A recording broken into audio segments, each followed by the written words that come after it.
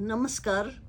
संयुक्त राष्ट्र संघको 21औं महासभाले नेपालले प्रस्ताव गरेको अन्तर्राष्ट्रिय आरोग्य दिवस आज मनाउँदा साह्रै हर्ष लागेको छ।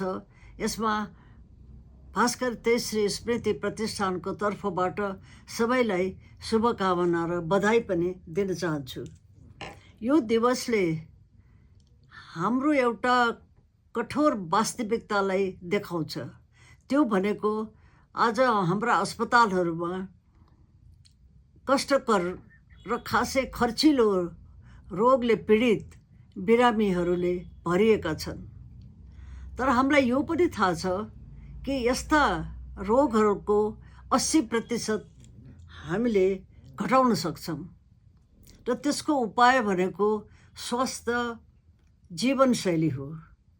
र यी स्वस्थ जीवनशैलीहरू सस्तो पनि छन् र साथै आफैले पनि आफ्नै समयमा पनि हामी यसलाई गर्न सक्छौँ। यसै सिलसिलामा भास्कर तेजश्री स्मृति प्रतिष्ठानले 7 प्रदेशका नवयुवाहरूलाई समेटी एउटा मौलिक अध्ययन गरेको थियो। त्यो मौलिक अध्ययनले के देखायो त भने हाम्रा गाउँघरका नवयुवाहरूमा पनि हामीले जीवनशैलीलाई बढावा दिन सक्दो रहेछौँ र चाहिने जोखिम बानी व्यवहारलाई हामीले घटाएको देखाएको छ। र यो जुन मौलिक अनुसन्धान हो आज अन्तर्राष्ट्रिय ग्लोबल हार्ट जर्नलमा पनि सन् 2020मा प्रकाशित भएको छ र नेपालले पनि यसलाई पुरस्कृत गरेको छ।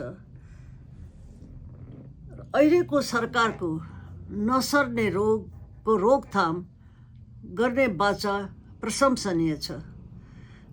त्यसलाई नेपालभरि साकार गर्नको लागि मलाई विश्वास लाग्छ यो भास्कर तेजश्री स्मृति प्रतिष्ठानले अनुसन्धान प्रमाणित विधि प्रविधिले गर्न त्यसलाई साकार पार्न सक्छ भन्ने मेरो विश्वास छ। तसर्थ